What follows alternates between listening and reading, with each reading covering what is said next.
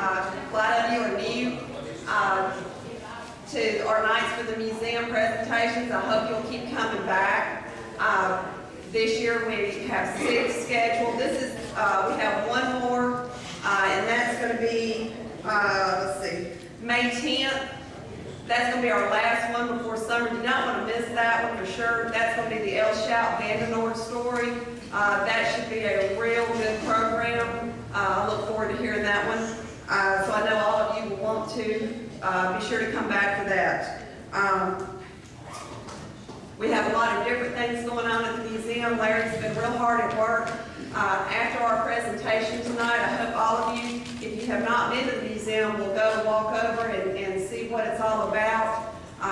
We've done a lot of work and got a lot of work left to do this year, and I think Thad will probably go over some of that work that we're working on right now in our back room.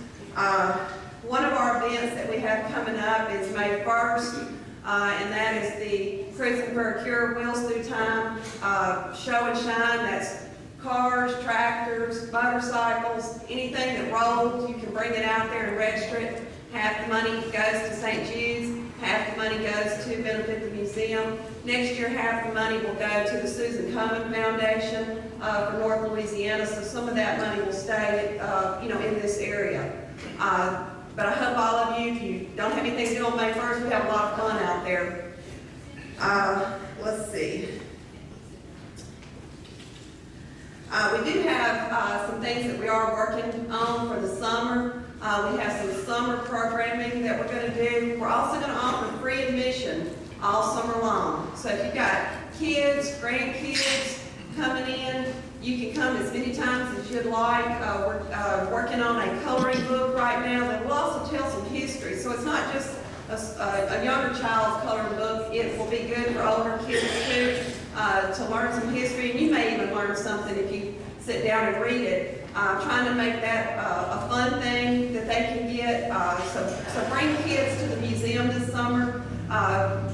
We're also going to offer some different programs. I talked to Steve Fowler here tonight about doing something with the Model T Fords and Model A Fords, and Steve may do a program on that.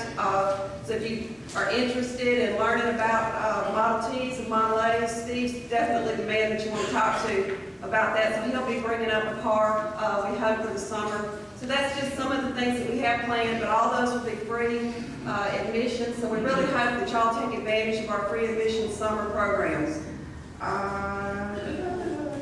Let's see. We have John's books. I want to remind you of that before you leave. Those are $20. We also have a few of the cookbooks over there, and Martha or Poor Lou or myself will be standing over there. But just don't forget to, if you can, take the tour of the museum tonight if you have not seen it. I think you'll really be shocked at what Minden has to offer. I also want to thank the, I'm sorry. I want to thank the Sons of Confederate Veterans, the T.M. Scott Camp of Minden, for donating the flags that helped us complete our case tonight. So if you do go over, if you look up over the case, all those flags were donated by them, and that really set off the exhibit for our Civil War case. And I think John's probably going to tell us a lot about the history of the different flags and things tonight, and he's not, but I saw one up there. But he's going to tell us a lot of interesting stuff tonight that a lot of you don't know about. And now I'm going away. Thank you very much, Shannon. We're certainly delighted that all of you have come this evening. We are still doing lots of things, keep on doing lots of things in the museum.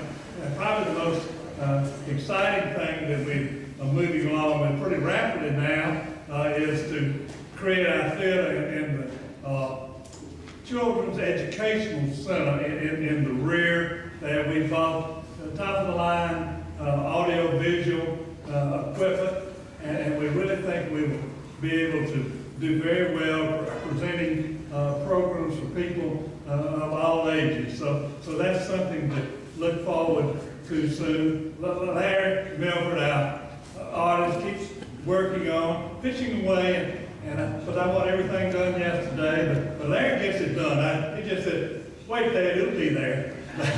But to Sally said she thought I might want to introduce John Agan tonight because of the Anderson's very with the Agan family. And certainly, we had a wonderful, long relationship, but really that's, and I certainly respect that, but more so, I'm really delighted to introduce John because of who John is himself.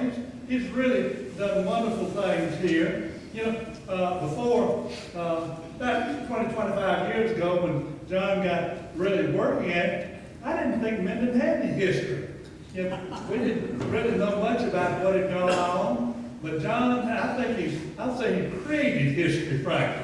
You don't create history, but John has certainly presented it in a very wonderful way, and I know that many of you have read lots of things that he's written, and he's written, of course he has, I believe it's 4 books that is now published, and those books are really actually, I go snooping around at other people's books, they have covers that sort of look the same, but you get inside them, they're not presented near as well as what John has done. He has an excellent way of, he does a great job getting pictures, and he also presents his text in an excellent manner.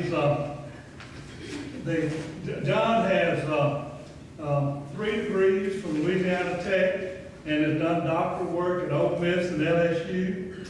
He serves on the board of the Minden Cemetery Association, the Germantown Colony Museum Commission, Culture Crossroads, and the Dorcheat Museum. And the police jury named him Webster Parish Historian. Currently, he's Instructor of History at Bossier Parish Community College. I think those students are really lucky to have him as a teacher. And the same is true of the Dorcheat Museum.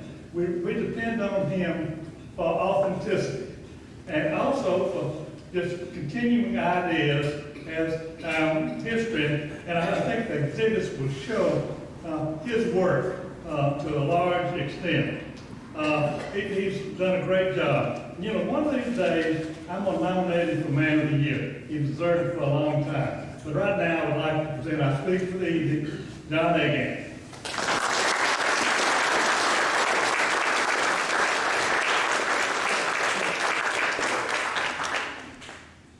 Good evening. I'm going to have to work with this mic because the one thing I'm going to have a problem with is I've been attacked by allergies. So I'm hoping my voice goes through. I don't know. Appreciate that introduction. Reminding me of the story that Lyndon Johnson told about being introduced like that. Just introduced me that he wishes 2 people had been there. One was his mother, one was his father. His father would have enjoyed it, his mother would have believed it. I kind of feel that a little more credit there than it's due. But we are going to talk tonight. I think we did warm up. I was worried.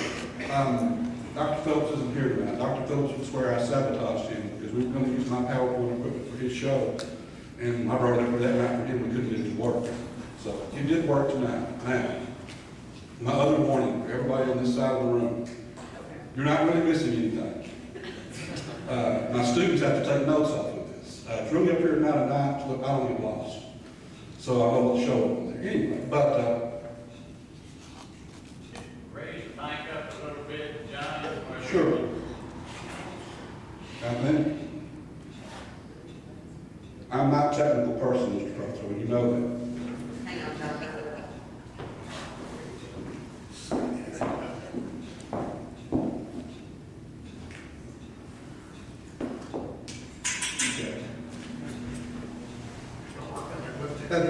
Since that's better, I don't know. I tend to wander around too much. I've got to watch and I apologize for that. But anyway, we are going to talk tonight about Minden, Louisiana CSA for the half room we can see the slide. But anyway, one of the first things that I ran into when I started working for the Webster Parish Library is people would come to Minden and ask 2 things: to see the plantation homes and to find out what happened in the Civil War here.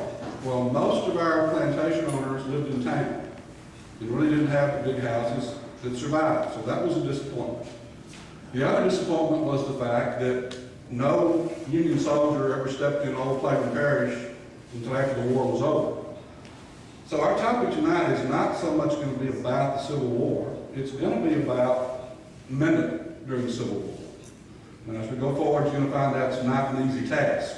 It's kind of like Instead, accused me of making things up. You almost have to do some of that. He didn't really accuse me, I shouldn't have said that. But anyway, we're going to explore. We're going to do a little brief American history at the first, just to set the stage, and then go forward. And we're not going to explore the brouhaha currently about the causes of the war. We're going to come through the first of that. We're going to leave that aside for now. But anyway, the presidential election of 1860, no matter what your view, is what triggered the Civil War. One of 2 times in American history that there were 4 candidates that got votes, electoral votes.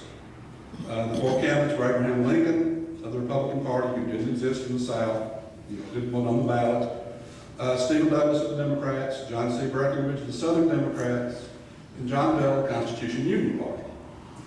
The South and most of the Southern governors had stated, because of their views of the role of the federal government, mainly revolving around slavery, that if a candidate of a party dedicated to the abolition of slavery ever won election, they would secede.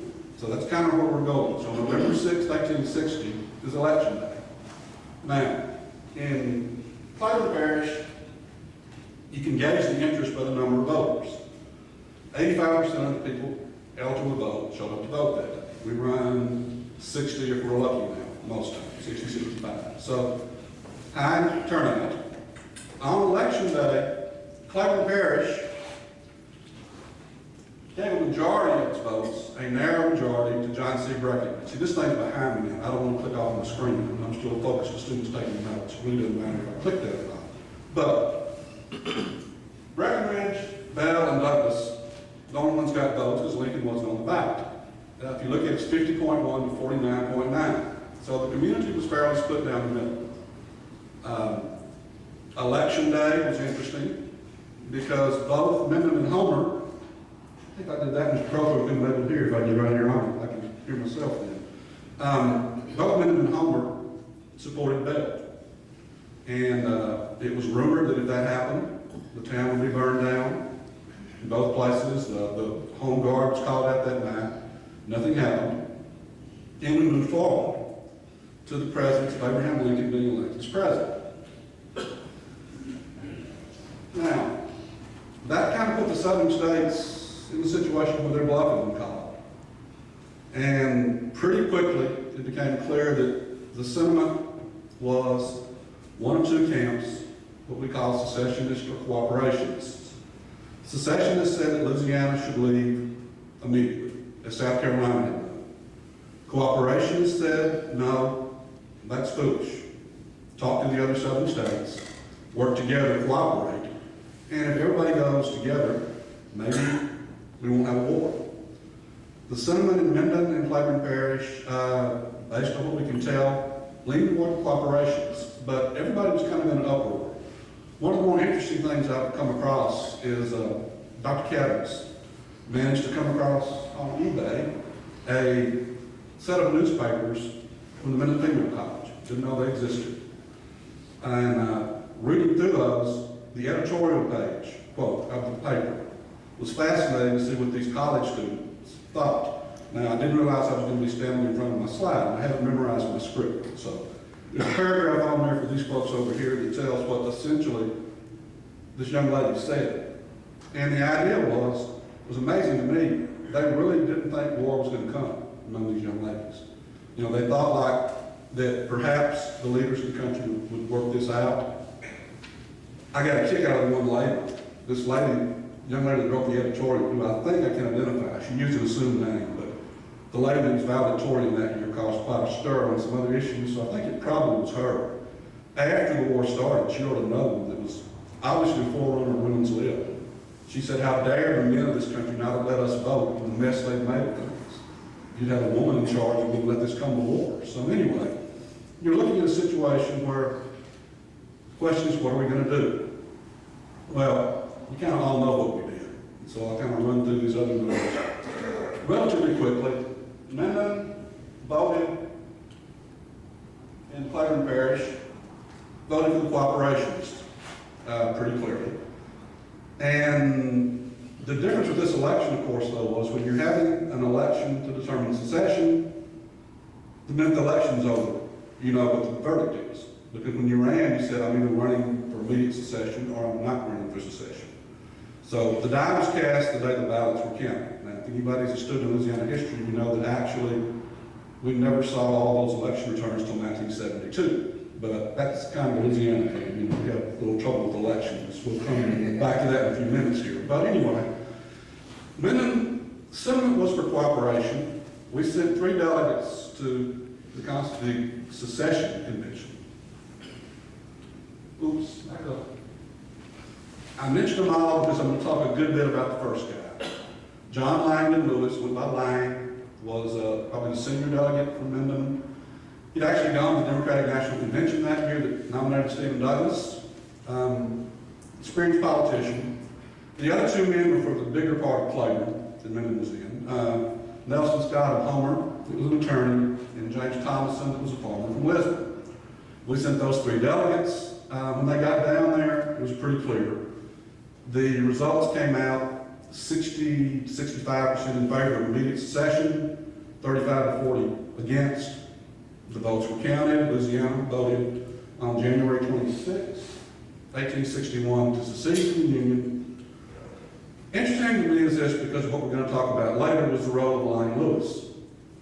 He was chosen to serve on the committee that wrote the Ordinance of Secession, even though he had been an anti-secession delegate. So clearly was a respected leader. Now, he's going to end up being the featured character, I guess, tonight, because of what went on. As most of you know, in the aftermath of Louisiana's secession, about 10 days later, we joined with 6 other southern states to form the Confederate States of America, we being Louisiana, and the path to the Civil War had begun. And on April 12, 1861, Fort Sumter is fired, and the Civil War breaks out. Minden is going to send more than its fair share of troops to the Civil War.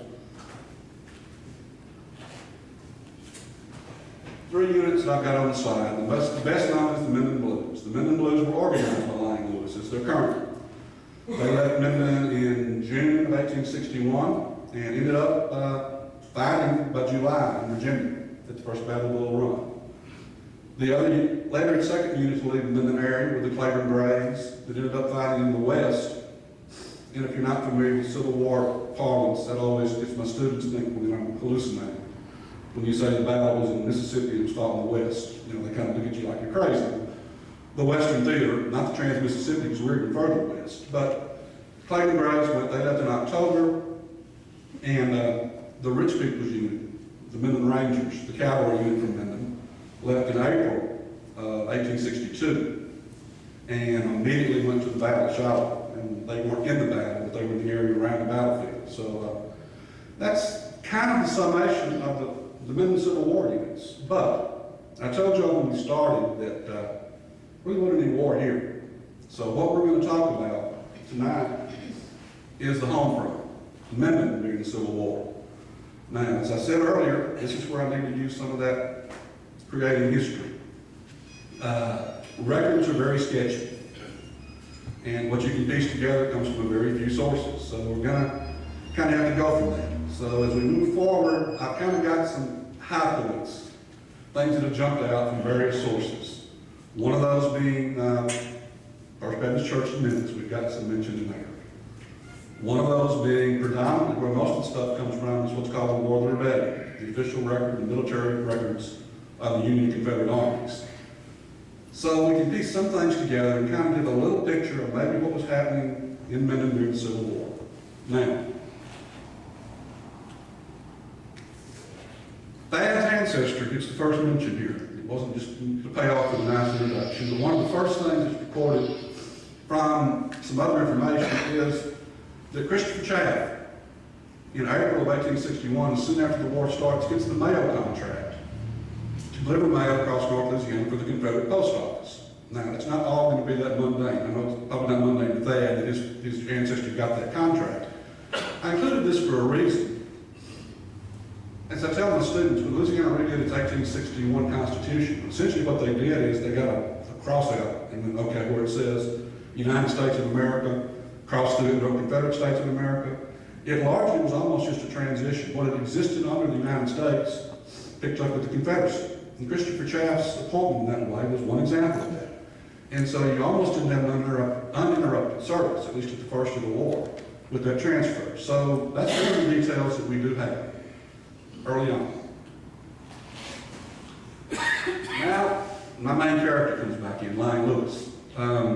Fascinated by this man's story, and I really want to do some more research on it. Lang Lewis had come to Minden from Georgia in the late 1840s, become actively involved in politics and government, but never bought anything in his own name.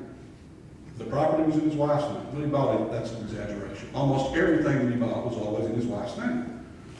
And that apparently raised any red flags. He was clearly a prominent leader. He'd been to 2 Democratic National Conventions. Started off as the commander of the Minden Blues, and in the fall of 1861, when the first elections for the Confederate Congress were held, he filed to run for the seat from Northwest Louisiana. Unfortunately, this is Louisiana. Henry Marshall of DeSoto Parish, Land's End Plantation. Some of y'all may have read the book that Goodlow Stuck wrote about his family. Henry Marshall won the election. But it was one of those delayed reaction elections, so delayed that Lewis had actually left the battlefield in Virginia, come home to Minden, got his daughter, and gone back to Richmond to take his seat in Congress when he found out he didn't have a seat in Congress. Apparently at this point, he soured on the Confederacy, understandably, I guess. Not completely, but it seems to set the roots of the change that was going to take place, because Lewis is going to evolve from the leader of the Minden Blues at the start of the war to a Republican scalawag judge after the war in almost a total transformation, total 360. And I think it kind of started, actually it'd be total 180 with it. So it's not brain power. Anyway, completely changed from where he was headed. So Lewis to me is an interesting character. He came back to Minden, left the Blues after he lost the congressional election, resigned his commission. He was 55, he was old enough to do that. But came back to Minden, and to me, I blame a lot of what I'm going to tell you about being very sketchy on Lang Lewis, and we'll talk more here in just a second. He's actively involved in local politics. And I don't think it's a coincidence that our Civil War records are gone. One count for it is that in 1874 there was a fire that burned the city hall, conveniently wiped out all the city records and all the parish records, even though the courthouse was 2 years old, and nobody's ever explained why the parish records were still in City Hall. Again, if you know the terms of the end of the Civil War, the former Confederate officials lost a lot of their civil rights. John Lewis, for example, is going to lose some of his authority after it's revealed what happened before he moved here. The Reconstruction records disappeared. The early years of Reconstruction, when Webster Parish was redeemed, disappeared. And the Minden City records disappeared. Now, I don't know whether the fire was totally accidental. I'm a conspiracy theorist.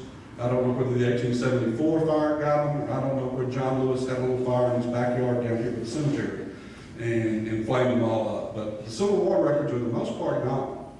In fact, one term, I'm not even quite sure who was mayor. So you can't get a lot from that. So there was a lot of cover-up maybe going on there. Anyway, during the Civil War,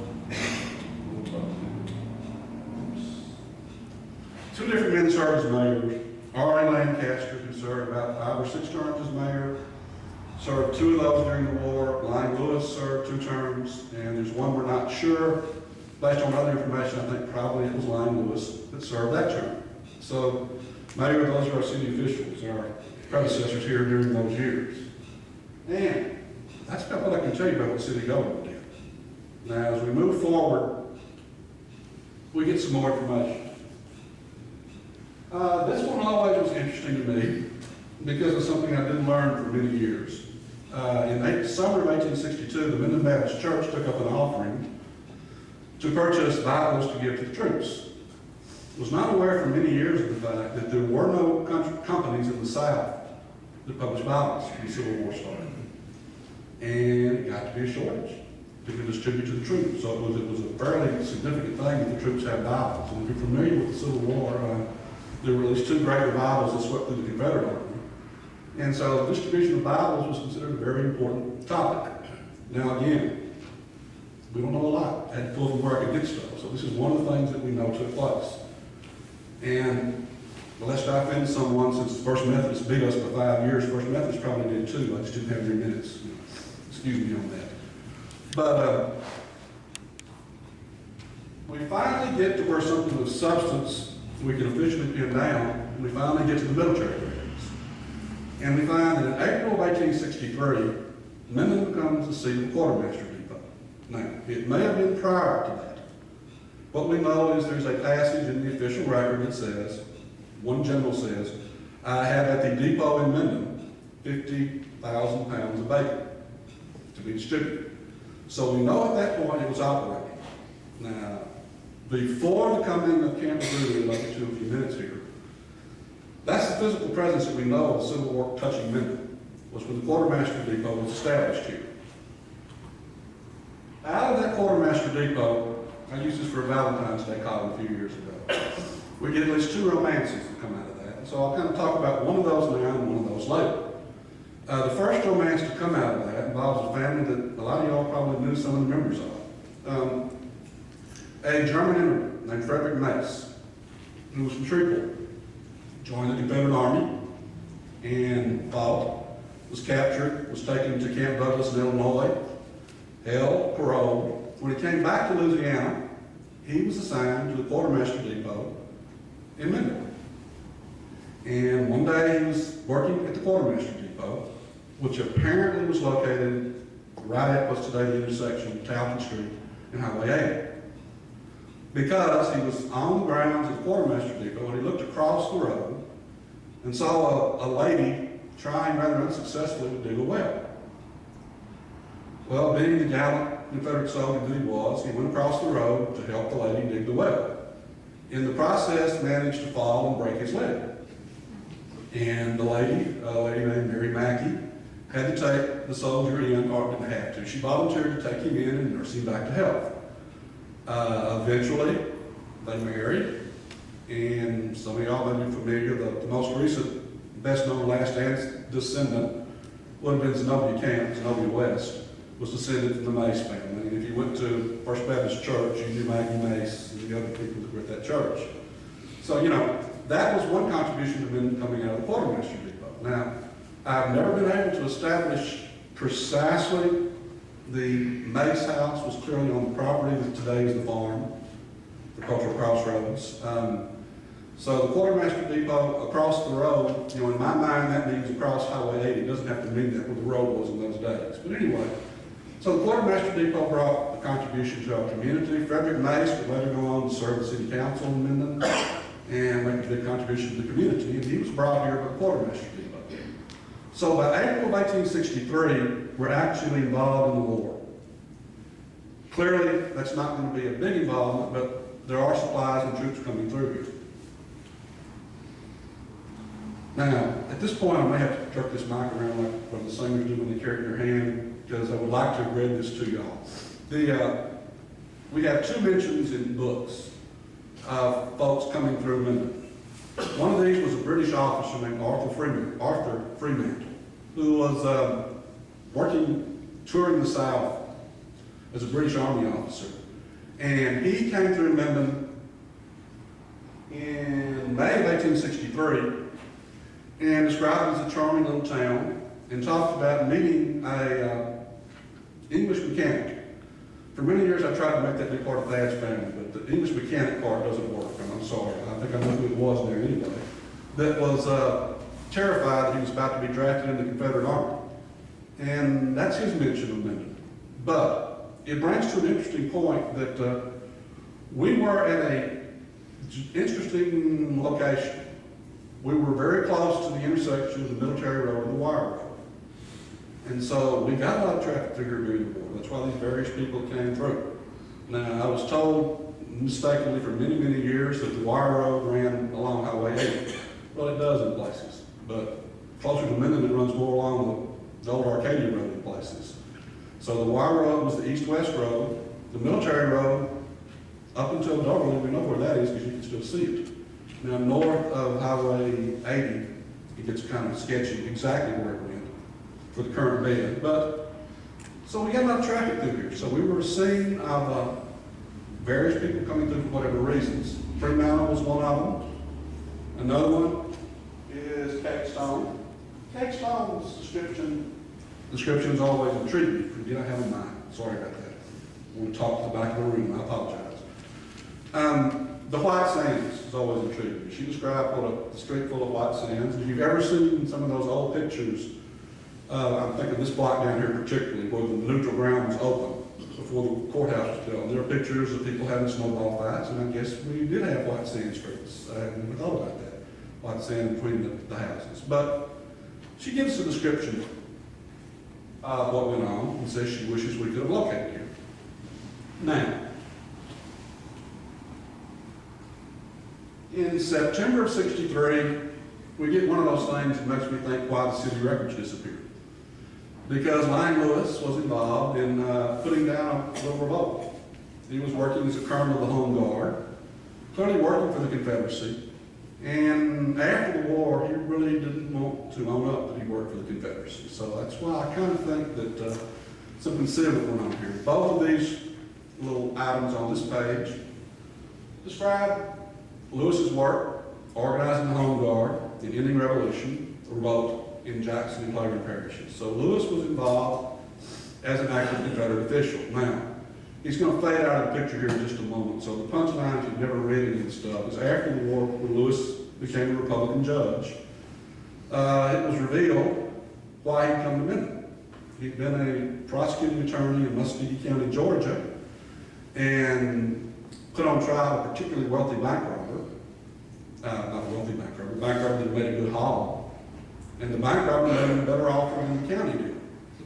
And so he allowed the bank robber to escape from jail for a payoff, left Georgia, came to Louisiana, and didn't put any property or anything else in his name. As I said, was a prominent political leader, was an attorney but never practiced here. And nobody knew that he'd been a public official in Georgia. Why was that important?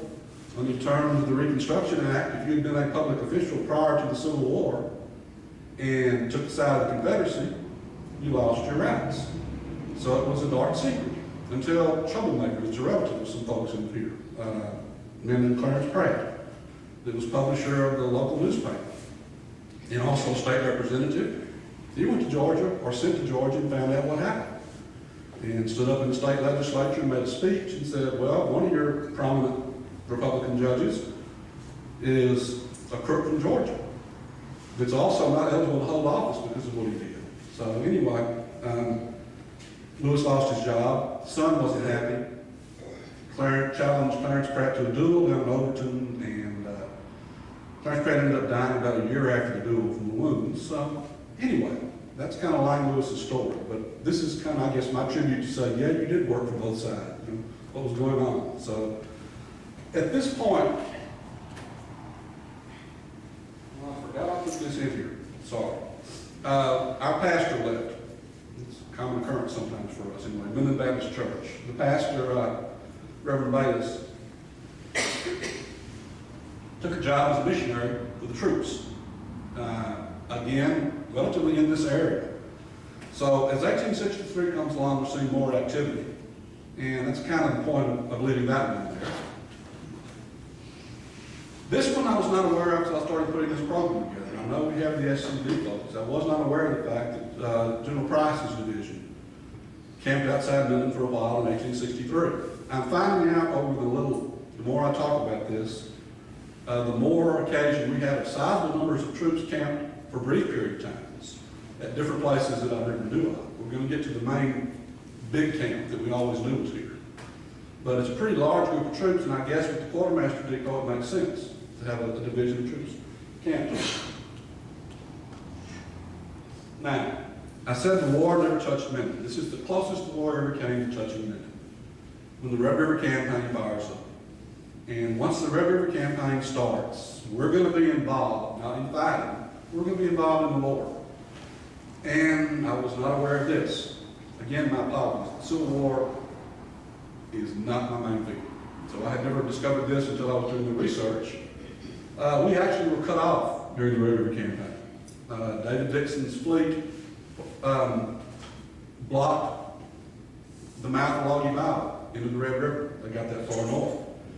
That meant that if Mansfield and Pleasant Hill had been a draw and the Union hadn't retreated and had kept the ground, even if they hadn't moved on to Shreveport, Minden commercially was dead because the Battle of Dorcheat was our lifeline. Battle of Dorcheat into Lake Vista, into Loggy Valley, into the Red River. So at the high water mark of the Union advance, they did block Dorcheat, was not access to Minden.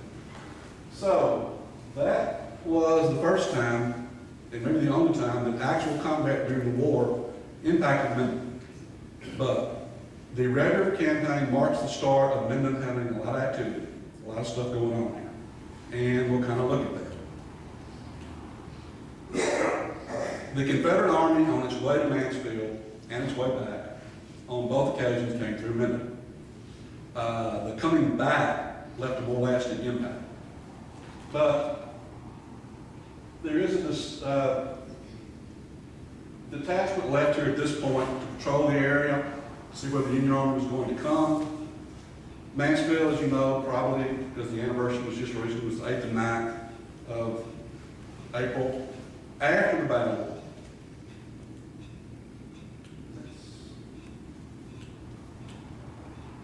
After the battle, we have our first large-scale troops, and our first large-scale mention of Minden during the Red River Campaign. Walker's Texas Division came back through Minden on the way from Mansfield. Now, at this point, I'm going to need to turn my mic and turn around because I wanted to read this to folks in the room who can't see. So let me try to work that out. This is going to require coordination, and you're in trouble. And it said that they reached, well, let's see if I do this, they can really hear me.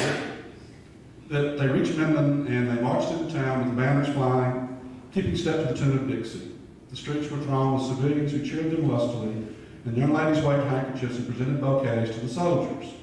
Division camped for 2 days outside the town, then pushed on to Camden, Arkansas, leaving behind the sick men, one of whom was Surgeon Cade. Joseph Blessington, who was a member of Walker's division, wrote a similar account. And that's what's on the slide now. The kicker is, of course, the crowds in the street waiting to see the troops, and an answer to something that I know the SCV has worked on, the trench at the Minden Cemetery. This account tells you, on the one before that 50 troops were left there. Out of those 50 troops, I feel like that's where most of the soldiers in the trench came from. When I was working for the library, I came across a volume that had a letter in there written by Mrs. Edwin Fay. Edwin Fay was a Minden teacher, went on to become Louisiana Superintendent of Education, wrote a book, his letters were put into a book called This Infernal War. Well, we had a letter that was sent to a lady in Texas by Mrs. Fay. And Mrs. Fay had taken in one of the wounded soldiers. He died at her house, and the letter went with the body back to Texas. So we know, at least in one case, there was a wounded soldier here with her. I feel like these 50 men that were left were the ones who were involved and eventually buried in the trench, the ones that passed away. So,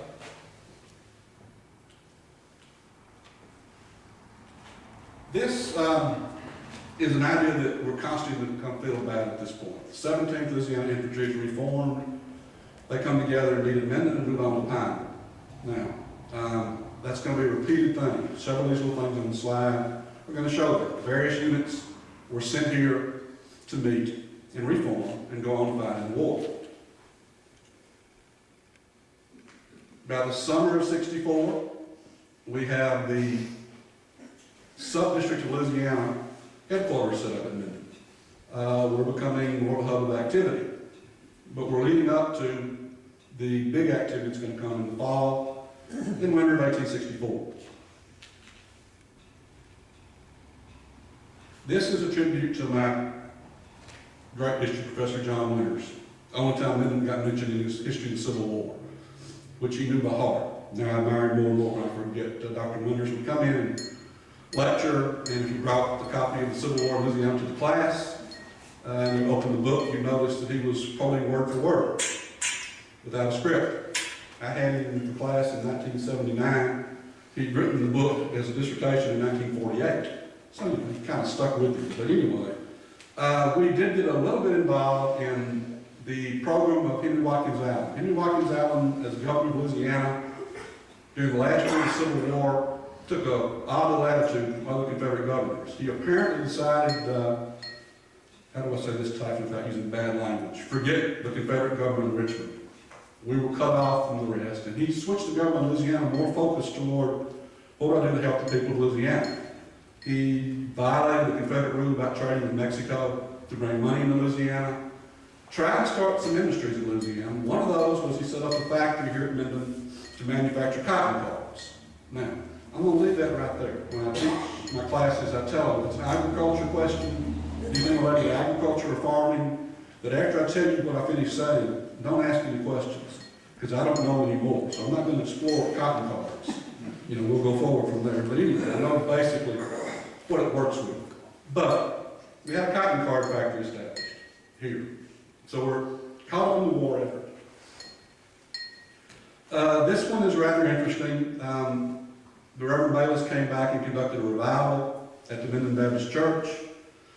Had 33 editions, and, had 5 slaves join, bringing it to 33 slaves on the roll of our church. The 5th member of the Minden Baptist Church was a slave.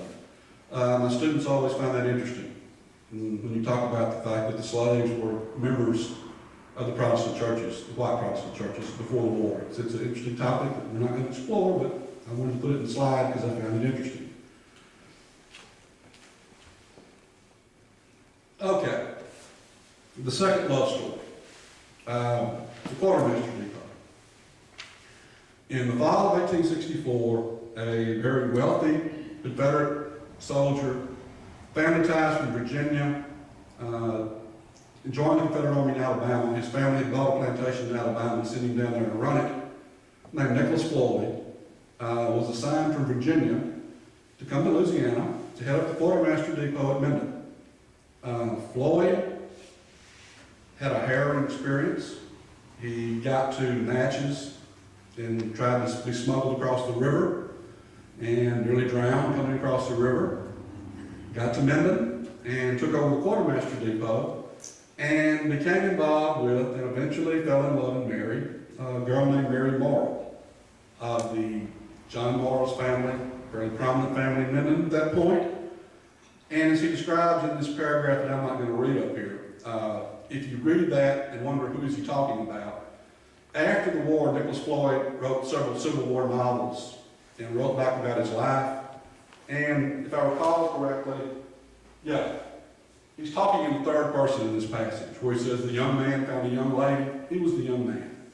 And she had actually had to evacuate from where she was going to school during the war. And so he felt like she was a fellow war veteran in some ways. They married. Immediately after the war, he went to Texas to try to run a plantation, but broke. Came back to Minden, ran a store for a couple of years, didn't like it. And eventually he and his wife moved to Virginia and then on to Baltimore. And he died in Baltimore in 1912. And he frustrates me because he wrote 4 novels about the Civil War. And so far as I can tell, he never wrote a darn thing about the truth, telling the story that was here, other than talking about his marriage. I would like to send some more details about what was going on, but he didn't do that, so bad for him. But he comes in October of 1864 because we're in preparation for the big moment for Minden during the Civil War, which is going to come during November of that year, when 2 divisions are ordered to Minden. What used to be Mouton's, now it's Polignac's division, I say his name incorrectly, and General Forney's division are ordered to Minden by General Smith, going to bring several thousand troops to Minden, not for 3 days, but for 4 months roughly, the whole time the camp runs. So it's Minden's big moment in the Civil War is the presence of this camp.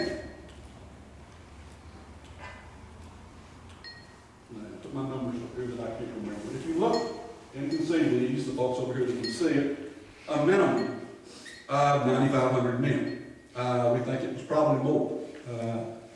interesting part to me about those dispatches is how badly off the Union spies were. In the War of the Rebellion, you get the Confederate correspondence and the Union correspondence, and you'll go on one page and you'll know the Confederate numbers, they know exactly how many men they had. And then you look at the Union numbers and they think they've got 6,000 and 7,000 more men than they have. You know, I'm also interested, because they had to do genealogy work, how the folks that find out their ancestors were Union spies when they look through the War of the Rebellion. I kind of wonder about that, the names of the folks who were doing spying, but still.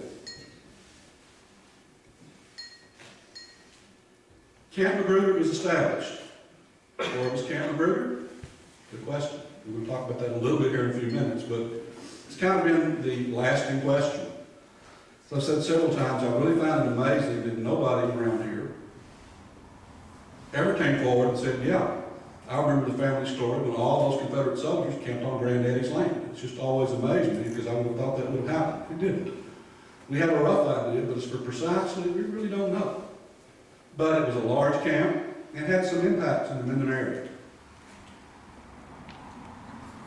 Okay, some of the interesting things that happened here that I thought gave a lot of insight into the Civil War. On November 12, 1864, for the first time in 2 years, the troops stationed here got paid. $26, 2 months' wages. They got $13 a month. They were excited. Prior to the last time they got paid, they'd only been making $11 a month. They got a raise. So they were paid. Now, what you could do precisely with the $26 a month, because they mostly stayed in the camp, as we're going to see in a minute, camped in the woods east of Minden, I don't know, but they had at least gotten paid. So that was a high point for them. They got paid here. The cabins are intriguing. They built cabins for the winter quarters. This was an established winter quarter, 14 feet by 16 feet. They don't tell us how many troops are held in that 14 by 16 precisely in the records, but fairly sizable camp, 14 by 16 buildings to hold 9,500 men. You have quite a few buildings there. Now, one problem that's always come up that becomes clearer later is for many years, at least for me, I can't speak to everybody else, I was looking for a single camp. I don't think it was. You read in this letters that people wrote, it appears that they were probably close in proximity, but the two divisions apparently camped two fairly separated places. So again, when you say Camp Magruder, I guess you could put Camp Magruders after it, I don't know. They were separated. You can tell that from some of the conversation that took place. But another clue that lets us know where it is the rainy weather.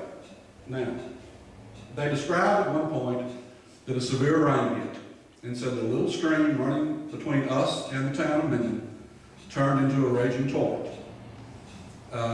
If you've ever come across Highway 80 and crossed the coulee, when a big flash rain comes, although it's better now with some drains there, I guess we can't find it anyway, and you see those fields out there totally go underwater, because of several of the pieces of information that are included, it's pretty clear that at least some of the men were camped where they could see, or within close range of seeing coulee between them and Minden. So it lets us know that they were out there in those hills somewhere east of Minden. Now, you will hear folks finding artifacts in Ridgewood, you will hear folks finding artifacts down 531, you'll hear folks finding artifacts in Beaver Creek. Kind of makes sense, because there was a lot of troops here spread out over a lot of area. So somewhere out there in those hills is where they were camped. But they had several things go on that were of interest. The hint that there were more than one camp comes at the Christmas celebration. One of the officers from South Louisiana, a man named Scheck describes going from one camp to the other and some soldiers getting very drunk and having a wonderful Christmas celebration. So that was one clue that we had of what took place. They also had a sham battle. Now these troops, I often wonder about the sham battle. These troops were struggling. I don't know how much ammunition they had, how much supplies they had, but they had a sham battle and the town was invited out to watch, which was kind of interesting. Leading up to their big celebration, which came when General Smith came over. General Kirby Smith came over and reviewed the troops. Bringing us to the third, I guess you would call, romantic episode involving the Civil War in Minden. And that's the story of the play with the ladies of the female college. Now, there are two accounts written of this story. One is written by an officer. One is written by an enlisted man. One of the fun things about researching history is that nobody sees the same thing. You know, you get two accounts from two people, they're very different. The officer gives a wonderful account of how, let's see, how does he describe it? The spirit of Thespis sees the officers at the camp. And they came into town and produced plays with the young ladies in the female college. And it was sad tidings, and when they left, such sad parting between them. Then you get the enlisted man's account. Let me get a drink here, make sure I clean my language up. The enlisted man's account for polite conversation says the officers went into town and got with the girls at the college. It's my understanding there were several births that came 9 months later. So anyway, I don't know if anybody here can trace their ancestry back to the Civil War troops in Minden or not, but you know, interesting how the officers have a totally different picture than the enlisted man did. I found that interesting because essentially the officers were the ones that could come and go, which they said the enlisted men, what they did with their $26, they pretty much when the accounts were held at their camps, but the officers were having a pretty good celebration. Below that, and I skipped the line about the execution, and I want to talk about that. You know, the officers had a pretty good time because of the fact that the general officers occupied some nice houses in town. I mentioned earlier that Henry Watkins Allen lifted the ban on selling cotton. There was a Dr. Patillo here in Minden, and he actually had gone to Mexico on a mission to sell cotton, and his house was vacant. So General Polinack occupied that as his quarters, and apparently entertained a lot of the folks in the town regularly with, you know, large dinners and meals, and that kind of took place. Polinack, I can't ever find him very much being mentioned as being out at the camp. I think the officers stayed here in town where it was nicer, and that led to this situation with the trial. There were several deserters. Now, it's January 1865.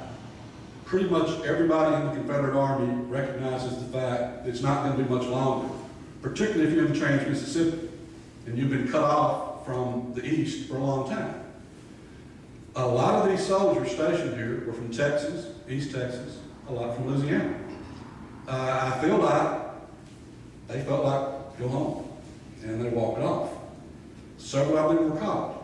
They were brought back here. The trial was held locally in the Masonic Lodge Hall. Don't know where that was. Wish we did. Somebody may, but the Masonic Lodge records may know. I don't know.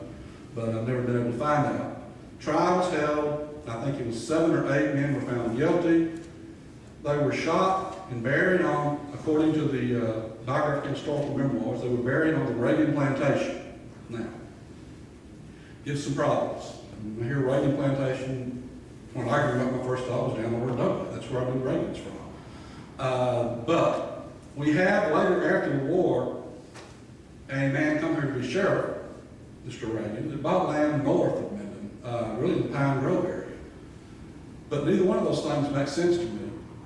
If the trial was held in Minden, why you went that far out to bury it? I really don't know. But there were 7 or 8 soldiers executed here during the time of Camp Magruder. And Camp Magruder loses its first tenants. Forney and Polinack are ordered on to Texas, but the day they're ordered out, Churchill's division of Arkansas troops comes in. At the end of January, Forney and Polinack leave. In March, Churchill's division leaves. And Minden, Civil War time, is coming to an end. All that's left is the Quartermasters Depot and a few troops. Bringing us to, for the first time, Union troops in Minden. May 31st, 1865, the occupation of Minden begins. Elements of the 61st United States Colored Troops, commanded by Lieutenant Colonel John Foley of Illinois, come to Minden. Captain Floyd